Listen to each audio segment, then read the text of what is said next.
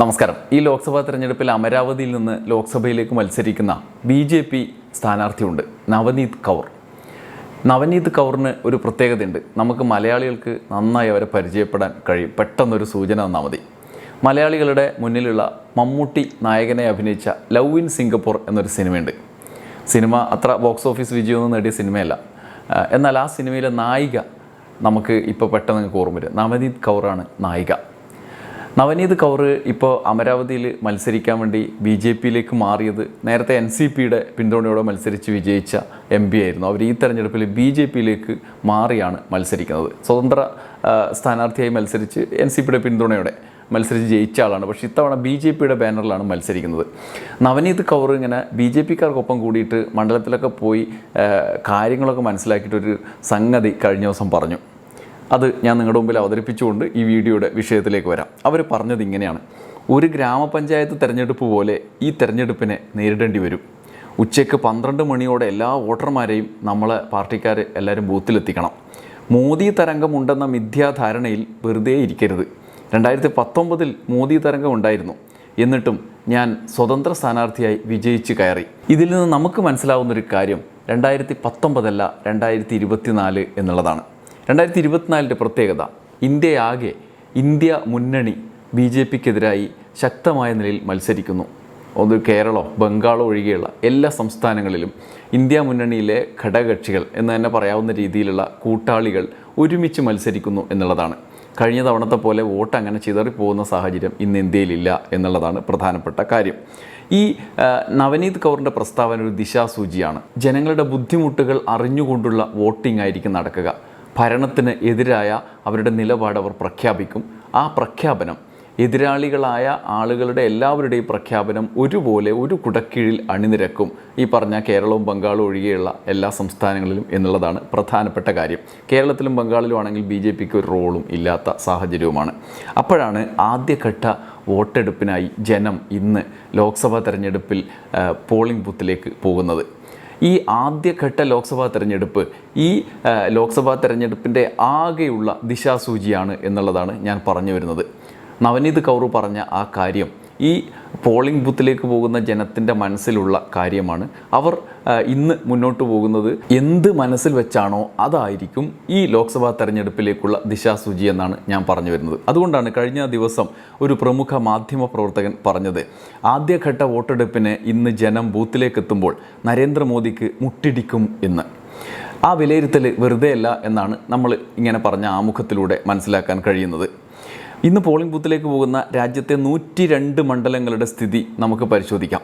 102 മണ്ഡലങ്ങളിലായി 1625 സ്ഥാനാർത്ഥികൾ മത്സരിക്കുന്നുണ്ട്, ശരിയാണ്. പക്ഷേ ആകെ മത്സരിക്കുന്നത് ഇന്ത്യ മുന്നണിയും BJPയുമാണ്. ചിലയിടങ്ങളിലൊക്കെ വ്യത്യസ്തമായി ചില പാർട്ടികൾ ത്രികോണ മത്സരം സൃഷ്ടിക്കുന്നുണ്ട് എന്നുള്ളതും നേരാണ്.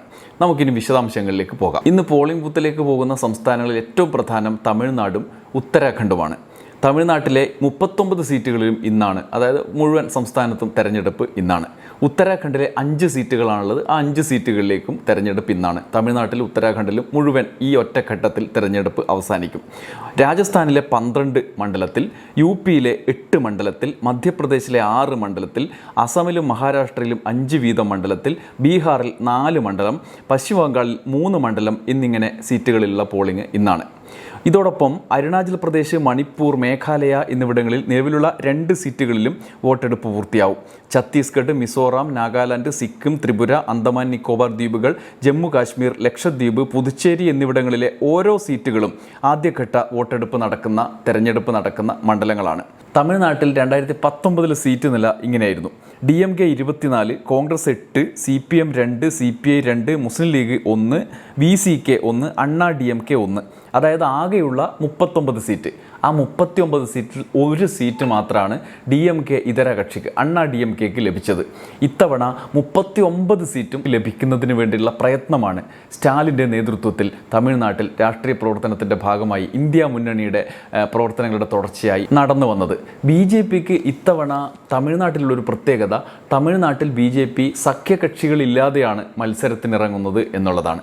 അണ്ണാ DMKയുടെ ശക്തനായ എതിരാളി എന്നുള്ള സാഹചര്യത്തിൽ നിന്ന് മാറുകയും മത്സരിക്കുകയും ദുർബലമായ ഒരു പ്രതിപക്ഷമായി തമിഴ്നാട്ടിൽ നിൽക്കുകയും ചെയ്യുന്നൊരു സാഹചര്യമുണ്ട്. അതേസമയം തന്നെ BJPക്ക് ഒറ്റയ്ക്ക് നിന്ന് മുന്നോട്ട് പോകാൻ കെൽപ്പുള്ളൊരു സാഹചര്യം യഥാർത്ഥത്തിൽ തമിഴ്നാട്ടിലില്ല. ഇത്തവണ ചിതറി മത്സരിക്കുകയും ചെയ്യുന്നു എന്നുള്ള ഒരു പ്രത്യേകത തമിഴ്നാട്ടിലുണ്ട്. അതുകൊണ്ട് 39 സീറ്റും DMKക്ക് ലഭിക്കുമെന്നുള്ള പ്രാഥമിക വിലയിരുത്തലുകൾ മാധ്യമ പ്രവർത്തകരും മാധ്യമ നിരീക്ഷകരും രാഷ്ട്രീയ നിരീക്ഷകരും അടക്കം നടത്തുന്നുണ്ട്. അതേസമയം BJP ശക്തമായ മത്സരങ്ങൾ കാഴ്ചവെക്കുന്ന ചില മണ്ഡലങ്ങളും തമിഴ്നാട്ടിലുണ്ട് എന്നുള്ളതാണ് പ്രധാനപ്പെട്ട കാര്യം. നമുക്ക് തമിഴ്നാടിൻ്റെ രാഷ്ട്രീയ സാഹചര്യം എന്താണ് എന്ന് പ്രാഥമികമായി ഒന്ന് പരിശോധിക്കാവുന്നതാണ്. ത്രികോണ മത്സരം എന്ന് വേണമെങ്കിൽ പറയാവുന്നൊരു സാഹചര്യം തമിഴ്നാട്ടിലുണ്ട്. ഇന്ത്യ മുന്നണിയാണ് ഒരു ഭാഗത്ത്, DMK നയിക്കുന്ന മുന്നണി.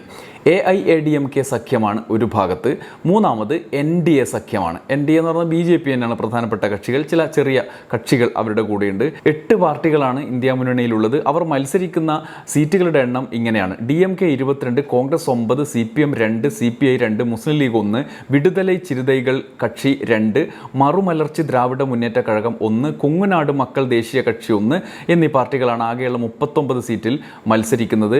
മറുമലർച്ചി ദ്രാവിഡ മുന്നേറ്റ കഴകവും കുങ്ങുനാട് മക്കൾ ദേശീയ കക്ഷിയും DMK ചിഹ്നത്തിലാണ് മത്സരിക്കുക. AIADMK സഖ്യത്തിൻ്റെ സ്ഥിതി ഇങ്ങനെയാണ്: 4 പാർട്ടികളാണ് മുന്നണിയിലുള്ളത്. 34 സീറ്റുകളിലും AIADMK മത്സരിക്കും. 5 സീറ്റുകളിൽ മത്സരിക്കുന്ന മൂർപ്പോക്ക് ദ്രാവിഡ കഴകമാണ് സഖ്യത്തിലെ രണ്ടാമത്തെ വലിയ കക്ഷി. പുതിയ തമിഴകം പാർട്ടിയും SDPIയും സഖ്യത്തിൻ്റെ ഭാഗമാണെങ്കിലും ഇരു കക്ഷികളും AIADMK ചിഹ്നത്തിലാണ് മത്സരിക്കുക.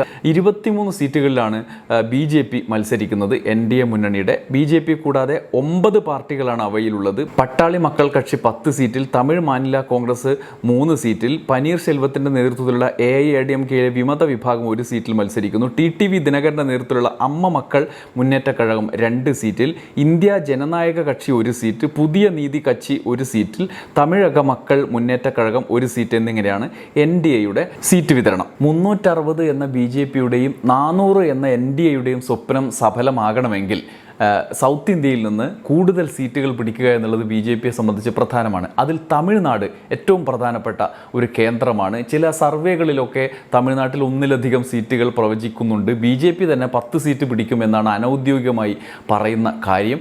ഈ സാഹചര്യത്തിൽ തമിഴ്നാട്ടിൽ കൂടുതൽ സീറ്റുകൾ, അതായത് നിലവിൽ സീറ്റില്ല, കൂടുതൽ സീറ്റുകൾ പിടിക്കുന്ന സാഹചര്യം ഉണ്ടായിട്ടില്ല എങ്കിൽ BJPയുടെ സ്വപ്ന ലക്ഷ്യത്തിലേക്ക് എത്തുക എന്നുള്ളത് അത് യാഥാർത്ഥ്യമാകില്ല. അതിനുള്ള സൂചനകൾ ഇവിടെ നിന്ന് ലഭിക്കുന്നു. തമിഴ്നാട്ടിൽ നിലവിലെ സാഹചര്യം പ്രധാനപ്പെട്ട കാര്യമാണ്.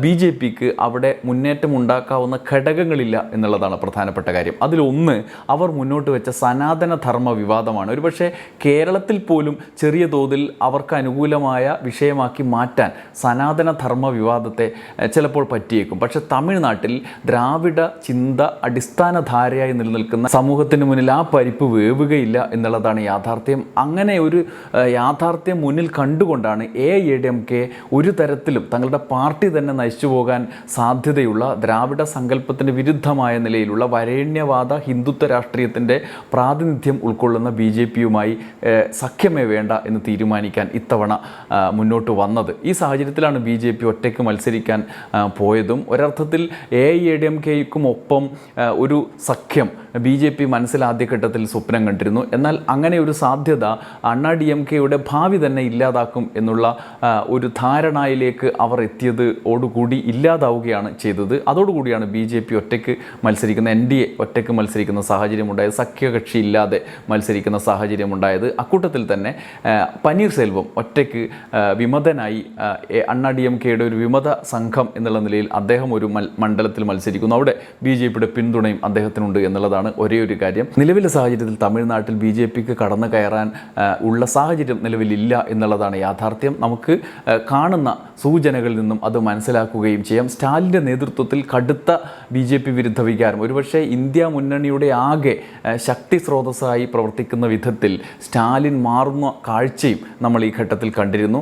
മകൻ ഉദയനിധി സ്റ്റാലിൻ്റെ നേതൃത്വത്തിൽ യുവാക്കളെ ആകെ ആവേശഭരിതരാക്കുന്ന കാഴ്ചയും പല വിഷയങ്ങളിൽ അദ്ദേഹം നടത്തുന്ന ഇടപെടലുകളുടെ തുടർച്ചയായി നമ്മുടെ മുമ്പിലേക്ക് എത്തിയിരുന്നു. ഈ സാഹചര്യത്തിൽ 39 സീറ്റിൽ നിന്ന് ഒരുപക്ഷെ BJPക്ക് ഇത്തരത്തിലുള്ള ചർച്ചകൾ ഉണ്ടാക്കാം. അണ്ണാമലയെ പോലുള്ള ആളുകൾ കോയമ്പത്തൂരിലൊക്കെ മത്സരിക്കുന്നു. അവിടെ സീറ്റ് മത്സരിക്കുന്ന ഘട്ടത്തിൽ അത്തരം സീറ്റുകളിൽ ഒരു തരത്തിലും സംശയലേശമന്യേ വിജയിക്കുക എന്നുള്ള ലക്ഷ്യത്തോടു കൂടി ഘടകകക്ഷിയിൽ നിന്ന് CPM നിന്ന് അത് ഏറ്റെടുക്കുന്ന കാഴ്ച നമ്മൾ കണ്ടതാണ്. തേനിയിൽ ഇതേപോലുള്ള ഒരു സാഹചര്യമുണ്ട്. കോൺഗ്രസിൽ നിന്ന് തേനി ഏറ്റെടുത്ത് DMK മത്സരിക്കുന്നു. ഇങ്ങനെ അവർക്ക് മാന്യമായ പരിഗണന നൽകിക്കൊണ്ട് DMK സ്ഥാനാർത്ഥികൾ ലക്ഷക്കണക്കിന് വോട്ടിൻ്റെ ഭൂരിപക്ഷത്തിൽ വിജയിക്കുന്ന മണ്ഡലങ്ങൾ പകരം നൽകിക്കൊണ്ട് DMK ഒരു ദേശീയ തലത്തിൽ തന്നെ ശ്രദ്ധ നേടും വിധം BJP വിരുദ്ധ മത്സരത്തിന് നേതൃത്വം നൽകുന്ന കാഴ്ചയാണ് തമിഴ്നാട്ടിൽ നിന്ന് കാണുന്നത്. ഇന്ന് 39 സീറ്റിലും തെരഞ്ഞെടുപ്പ് നടക്കുമ്പോൾ തമിഴ്നാട്ടിൽ നിന്ന് BJPക്ക് നേരത്തെ നവനീത് റാണ പറഞ്ഞതിൻ്റെ തുടർച്ചയായി കാര്യമായ പ്രതീക്ഷയ്ക്കൊന്നും വകുപ്പില്ല എന്ന് വേണം നമുക്ക് കരുതാൻ. മുഴുവൻ സീറ്റിലും ഇന്ന് വോട്ടെടുപ്പ് നടക്കുന്ന മറ്റൊരു സംസ്ഥാനം ഉത്തരാഖണ്ഡാണ്. ഉത്തരാഖണ്ഡിൽ 5 മണ്ഡലങ്ങളാണുള്ളത്. നിലവിൽ 5 മണ്ഡലവും BJPയുടെ കയ്യിലാണ്. BJP 5 മണ്ഡലം നിലനിർത്താൻ ഏതറ്റം വരെയും പോവുക എന്നുള്ള നടപടി മറ്റ് പല സംസ്ഥാനങ്ങളെയും മുൻനിർത്തിക്കൊണ്ട് സ്വീകരിച്ച പല നിയമ ഭേദഗതി ഉൾപ്പെടെയുള്ള നടപടികൾ നമ്മൾ കണ്ടതാണ്. ഉത്തരാഖണ്ഡിൽ ഇത് ചെലവാകും എന്നാണ് അവർ പ്രതീക്ഷിക്കുന്നത്. ഏക വ്യക്തി നിയമം നടപ്പാക്കിയ ആദ്യത്തെ സംസ്ഥാനമാണ്, ഏക സിവിൽ കോഡ് നടപ്പാക്കിയ ആദ്യത്തെ സംസ്ഥാനമാണ് ഉത്തരാഖണ്ഡ്. അത് അവിടെ വോട്ടായി മാറും എന്ന് BJP പ്രതീക്ഷിക്കുന്നു. രാമക്ഷേത്രം പ്രധാനപ്പെട്ട വിഷയമായി ഉന്നയിക്കും. ഒപ്പം തന്നെ വിലക്കയറ്റവും തൊഴിലില്ലായ്മ ഉൾപ്പെടെയുള്ള പ്രശ്നങ്ങൾ രൂക്ഷമായി നേരിടുന്ന ഒരു സംസ്ഥാനമാണ് ഉത്തരാഖണ്ഡ്. അത് BJPക്കെതിരായ ഭരണവിരുദ്ധ വികാരമായി തെരഞ്ഞെടുപ്പിൽ പ്രതിഫലിക്കാൻ ഇടയുണ്ട്. അതേസമയം തന്നെ കോൺഗ്രസിനകത്ത് കാര്യമായ നേതൃത്വമില്ല എന്നുള്ളൊരു പ്രശ്നം നേരത്തെ തന്നെ പല സർവേകളിലെ റിസൾട്ടിലടക്കം സൂചിപ്പിക്കപ്പെട്ടത് നമ്മൾ കണ്ടതാണ്. എന്നാൽ നിലവിലെ 5 സീറ്റുകൾ നിലനിർത്തുക എന്നുള്ള ഒരു ലക്ഷ്യത്തോടെ മുന്നോട്ട് പോകുന്ന ഘട്ടത്തിൽ ഈ ഭരണവിരുദ്ധ വികാരം ഏതെങ്കിലും ചില മണ്ഡലങ്ങളിൽ മികച്ച സ്ഥാനാർത്ഥികളെ കോൺഗ്രസ് മുന്നോട്ട് വെച്ച മണ്ഡലങ്ങളിൽ തിരിച്ചടിയാകുമോ എന്നുള്ള ഭീതി യഥാർത്ഥത്തിൽ BJPക്ക് അവിടെയുണ്ട്. എങ്കിലും 5 മണ്ഡലങ്ങളിൽ സുരക്ഷിതമായി നിൽക്കാം എന്നുള്ളൊരു പ്രതീക്ഷയാണ് BJP നയിക്കുന്നത്. ഇനി മറ്റ് സംസ്ഥാനങ്ങളിലേക്ക് കടന്നാൽ രാജസ്ഥാനിൽ 2019 BJP തൂത്തുവാരിയ സീറ്റുകളുടെ ഒരു സാഹചര്യമുണ്ട്. അതിൽ നിന്ന് വ്യത്യസ്തമായി ഇത്തവണ രാജസ്ഥാനിൽ ശക്തമായ മുന്നേറ്റം പ്രചാരണ രംഗത്ത് ഇന്ത്യ മുന്നണി നടത്തിയിരുന്നു. ഇതിൻ്റെ തുടർച്ചയായി ഇതിൻ്റെ ഫലം ഈ തെരഞ്ഞെടുപ്പിൽ ലഭിക്കും എന്നാണ് അവർ കരുതുന്നത്. 2 സീറ്റ് ഉറപ്പായും രാജസ്ഥാനിൽ ലഭിക്കും എന്നാണ് ഇന്ത്യ മുന്നണി കരുതുന്നത്. ഇന്ന് ആദ്യഘട്ടത്തിൽ 12 ഇടത്താണ് രാജസ്ഥാനിൽ തെരഞ്ഞെടുപ്പ് നടക്കുന്നത്. അടുത്തത് UP ആണ്. 2014 UPയിലെ 80 സീറ്റിൽ 71 എണ്ണവും പിടിച്ചെടുത്ത BJPക്ക് 2019 64 സീറ്റുകൾ മാത്രമാണ് ലഭിച്ചത്. ഉത്തർപ്രദേശിലെ 8 മണ്ഡലങ്ങളിലാണ് ആദ്യഘട്ടത്തിൽ ഇന്ന് തെരഞ്ഞെടുപ്പ് നടക്കുന്നത്. കഴിഞ്ഞ തവണ SP-യും BSPയും ഒരുമിച്ച് മത്സരിച്ചു. കോൺഗ്രസ് ആണെങ്കിൽ കഴിഞ്ഞ തവണ ഒറ്റയ്ക്ക് മത്സരിക്കുന്ന സാഹചര്യവും ഉണ്ടായിരുന്നു. എന്നാൽ ഇത്തവണ SP-യും കോൺഗ്രസും അടക്കമുള്ള കക്ഷികൾ, ഇന്ത്യ മുന്നണിയിലെ കക്ഷികൾ മുന്നണിയായാണ് മത്സരിക്കുന്നത് എന്നുള്ള പ്രത്യേകതയുണ്ട്. അതുകൊണ്ട് തന്നെ UPയിൽ വോട്ടുകൾ ചിഹ്ന ഭിന്നമായി മാറുകയില്ല. പല മണ്ഡലങ്ങളിലും ശക്തമായ സ്ഥാനാർത്ഥികളെ മുൻനിർത്തിക്കൊണ്ട് അവർ മുന്നോട്ട് പോവുകയും ചെയ്യുന്നു. എന്നാൽ BSP ഒറ്റയ്ക്ക് മത്സരിക്കുന്നു എന്നുള്ള പ്രത്യേകതയുണ്ട്. BSP പഴയതുപോലെ ശക്തരല്ലെങ്കിൽ പോലും അവരുടെ വോട്ട് ബാങ്കുകൾ ഇന്ത്യ മുന്നണിക്ക് വിരുദ്ധമായി BJPയെ സഹായിക്കും വിധം ചിതറിപ്പോകാനുള്ള സാഹചര്യം നിലവിലുണ്ട് എന്നുള്ളതാണ് UPയെ സംബന്ധിച്ച് പ്രധാനപ്പെട്ട വിലയിരുത്തൽ. ഭരണ സാഹചര്യം ജനങ്ങൾക്ക് അസ്വസ്ഥതയുണ്ടാക്കുന്നതും രാമക്ഷേത്രം എന്ന മന്ത്രം മാത്രം ഉരുവിട്ടുകൊണ്ട് തെരഞ്ഞെടുപ്പിനെ നേരിടുന്ന BJPയുടെ തന്ത്രവുമാണ് അവിടെ കാണാനുള്ളത് എന്നാണ് നമുക്ക് മാധ്യമ വാർത്തകളിൽ നിന്ന് മനസ്സിലാവുക. അതുകൊണ്ട് തന്നെ BJP സർക്കാരിനോടും സംസ്ഥാനത്തെയും കേന്ദ്രത്തിലെയും സർക്കാരുകളോട് കടുത്ത വിയോജിപ്പുള്ള മേഖലകൾ സംസ്ഥാനത്തുണ്ട്. ഇതിനെതിരായ വികാരം ഇന്ത്യ മുന്നണിക്ക് അനുകൂലമായി മാറും എന്നുള്ളതാണ് പ്രധാനപ്പെട്ട ഒരു കാര്യമായി ചൂണ്ടിക്കാണിക്കപ്പെടുന്നത്. മറ്റൊന്ന് മഹാരാഷ്ട്രയാണ്. മഹാരാഷ്ട്രയിൽ ഇന്ന് 5 ഇടത്താണ് മത്സരം നടക്കുന്നത്. BJPയുടെ കോട്ട എന്ന് കരുതുന്ന കിഴക്കൻ വിദർഭ മേഖലകളിൽ സീറ്റുകളിൽ ഇന്ത്യ സഖ്യം വലിയ തോതിലുള്ള പ്രചാരണ മുന്നേറ്റം ഉണ്ടാക്കിയിട്ടുണ്ട് എന്നുള്ളതാണ് വാർത്തകളിൽ നിന്ന് നമുക്ക് മനസ്സിലാവുന്നത്. അവിടെയും ചില സീറ്റുകളിലെങ്കിലും മികച്ച മത്സരം നടക്കുന്നുണ്ട് എന്നുള്ളത് ഇന്ത്യ മുന്നണിയുടെ ആത്മവിശ്വാസം വർദ്ധിപ്പിക്കുന്നുണ്ട്. BJPയുടെ കോട്ട എന്നുറപ്പിച്ച മധ്യപ്രദേശിൽ നിലനിർത്താൻ കഴിയുമെന്ന് കോൺഗ്രസ് കണക്കുകൂട്ടുന്ന ചിന്ദ്വാഡയിലെ വോട്ടെടുപ്പ് ആദ്യഘട്ടത്തിൽ നടക്കുന്നുണ്ട്. ഇതുകൂടാതെ ബീഹാറിലെ 4 മണ്ഡലങ്ങളിലും ബംഗാളിലെ 3 മണ്ഡലങ്ങളിലും അൻഡമാൻ നിക്കോബാർ, ഛത്തീസ്ഗഡ്, ബസ്തർ, ജമ്മുകാശ്മീരിലെ ഉധംപൂർ എന്നിവിടങ്ങളിലും വടക്കുകിഴക്കൻ സംസ്ഥാനങ്ങളിലെ സീറ്റുകളിലും ആദ്യഘട്ടത്തിൽ വോട്ടെടുപ്പ് നടക്കുകയാണ്. വടക്കുകിഴക്കൻ സംസ്ഥാനങ്ങളിൽ ഏറ്റവും ശ്രദ്ധേയമായ മത്സരം മണിപ്പൂരിലാണ്. രാജ്യത്താകെ ചർച്ച ചെയ്യപ്പെടുന്ന ഒരു അവസ്ഥയിലാണ് ലോക്സഭാ തെരഞ്ഞെടുപ്പ് കടന്നു വന്നത്. കലാപത്തിൻ്റെ പശ്ചാത്തലത്തിൽ സംസ്ഥാനത്താകെ കടുത്ത നിയന്ത്രണങ്ങളുണ്ട്. പ്രചാരണങ്ങളൊന്നും കാര്യമായി നടക്കുന്നുമില്ല. അതേസമയം BJP സർക്കാർ, സംസ്ഥാന കേന്ദ്ര സർക്കാരുകൾ ജനങ്ങളോട് കാണിച്ച സമീപനം, കടുത്ത വിയോജിപ്പ് ജനങ്ങൾക്കിടയിൽ ഉണ്ടാക്കിയിട്ടുണ്ട്, കടുത്ത എതിർവികാരം ഉണ്ടാക്കിയിട്ടുണ്ട്. ഇത് ഏത് നിലയിലാണ് 2 മണ്ഡലങ്ങളിലെ തെരഞ്ഞെടുപ്പുകളിൽ സ്വാധീനിക്കുക എന്നുള്ള ആശങ്ക BJP കേന്ദ്രങ്ങളിലുണ്ട്.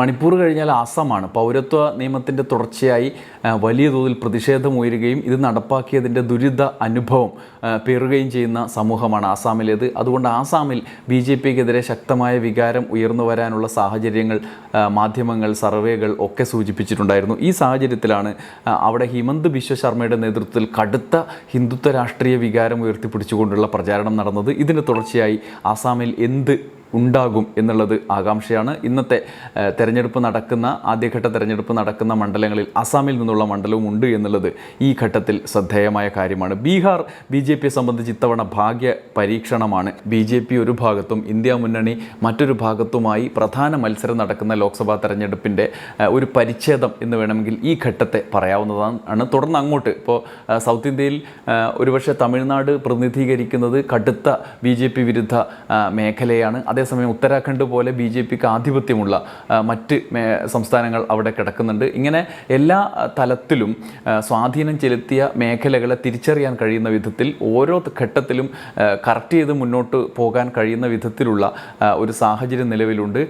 ലോക്സഭാ തെരഞ്ഞെടുപ്പിൽ BJP ഈ ആദ്യഘട്ട വോട്ടെടുപ്പ് നടക്കുന്ന മണ്ഡലങ്ങൾ പരിശോധിക്കുമ്പോൾ നമുക്ക് മനസ്സിലാവുന്നത് BJP കരുതും പോലെ മോദി പ്രഖ്യാപിച്ചതുപോലെ 400 സീറ്റ് എന്നുള്ള അവരുടെ പെട്ടെന്ന് യാഥാർത്ഥ്യമാക്കാൻ എളുപ്പമുള്ള ഒരു ലക്ഷ്യത്തിലേക്ക് എത്തുക എന്നുള്ളത് പ്രായോഗികമല്ല എന്നുള്ളതിൻ്റെ സൂചനകളാണ് നമുക്ക് ഈ പരിശോധനകളിൽ നിന്ന് ലഭിക്കുന്നത്. ആദ്യഘട്ട തെരഞ്ഞെടുപ്പ് നടക്കുന്ന സംസ്ഥാനങ്ങളിലെ സീറ്റുകളുടെ കാര്യം നോക്കിയാൽ പോലും അങ്ങനെ ഒരു സാഹചര്യമേ നിലവിൽ ഇന്ത്യയിലില്ല എന്ന് തന്നെ പറയേണ്ടി വരും. അതുകൊണ്ടാണ് തുടക്കത്തിൽ നവനീത് കൗർ പറഞ്ഞ കാര്യം ഞാൻ സൂചിപ്പിച്ചത്. ഈ വീഡിയോ അവസാനിപ്പിക്കുമ്പോഴും അവിടത്തേക്ക് തന്നെയാണ് പോകാനുള്ളത്. ഇന്ത്യയാകെ മോദി തരംഗം എന്ന 2019 കാറ്റ് ഇത്തവണ ഉണ്ടാകില്ല എന്നുള്ളതിൻ്റെ സൂചന തന്നെയാണ് ഇത്തവണത്തെ തെരഞ്ഞെടുപ്പ് സാഹചര്യം വിലയിരുത്തുമ്പോൾ നമുക്ക് മനസ്സിലാവുക. ഈ ആദ്യഘട്ട വോട്ടെടുപ്പിൻ്റെ സീറ്റുകളുടെ സാഹചര്യം അത്തരത്തിലുള്ള സൂചനകളിലേക്കാണ് നമ്മൾ നയിക്കുക. ഈ വീഡിയോ ഇവിടെ അവസാനിപ്പിക്കുകയാണ്. തുടർന്നുള്ള ഘട്ടങ്ങളിൽ ഇത്തരത്തിലുള്ള പരിശോധനകളുമായി വീണ്ടും വരാം. നന്ദി, നമസ്കാരം.